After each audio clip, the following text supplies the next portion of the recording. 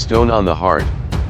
Ahmed fled war in the Middle East, carrying only his faith, and the memory of a home erased from the earth. Europe met him with noisy train stations, unfamiliar languages, and a cold, indifferent sky. Women without hijabs. Men embracing openly.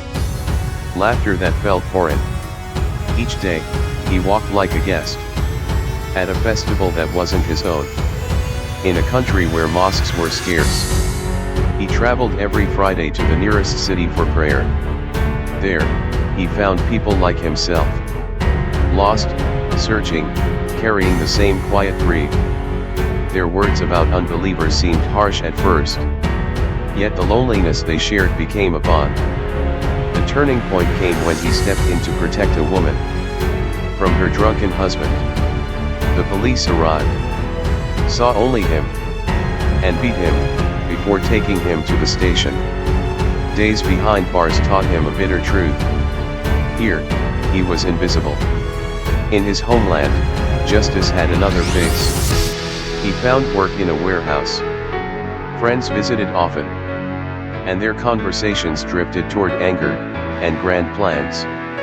They dreamed of a caliphate in Europe, a place where their faith could breathe freely. Ahmed listened, hesitant at first, but silence soon felt like consent. He was tasked with preparing Molotov cocktails, bottles filled with kerosene, simple tools for destruction. Their leader, Hussein, spoke with a voice of iron. Ahmed, the day is near. Live as if tomorrow you will be showered in paradise's flowers. At the foot of the Kaaba. The words drowned his doubts. The day arrived. Ahmed awoke early, prayed, packed his backpack, and stepped into the city. Breaking news flashed across screens. The authorities had arrested the cell's leaders. Hussein and his friends were gone. One accomplice remained, Ahmed. Something inside him shattered. He hadn't acted, yet he was already guilty. Rage and tears burned together. Climbing a monument in the central square, he revealed a bottle of incendiary liquid. People laughed, thinking it a performance. But sirens shattered the illusion. He lit the fuse, voice trembling. I wanted to help everyone. Muslim and non-Muslim. Black and white. But when help is rejected, when my faith is called a crime, and honesty a folly, a stone grows in the heart. You fear me? I feared every day. In a world that could not see me. The crowd fell quiet. Only a child's cry pierced the air. I do not want to harm anyone, he continued. This fire is for me. To burn the Ahmed who believed dialogue could save us. To show you that I am not a terrorist, but a human being searching for a home, and finding only walls. Then, an elderly woman stepped forward.